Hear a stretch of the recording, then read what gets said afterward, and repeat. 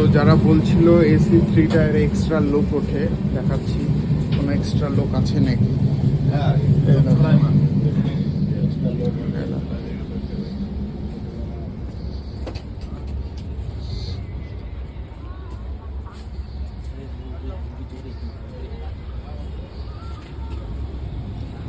তো I think এটা clear হয়ে গেল যে এসি 3 টায়ারে বা যে কোনো রিজার্ভেশন বগিতে কোনো এক্সট্রা লোক উঠছে না।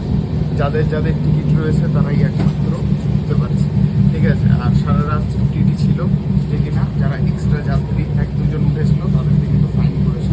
তো স্বাভাবিকভাবেই এটা একটা গুজব রটানো যে ট্রেনে প্রচুর ভিড় হয় এসি 3 টায়ারে, যাদের সিট থাকে তাদের সিটে অন্য লোকরা এসে বসে, এমন কোনো কিচ্ছু নেই, ঠিক আছে। যারা প্রয়াগরাজ আসতে চাচ্ছ শুধুমাত্র এই ভয়ে আসছো না যে এক্সট্রা লোক উঠে যাবে, তোমার সিটে বসে যাবে, না এমন কিচ্ছু হচ্ছে না, ঠিক আছে।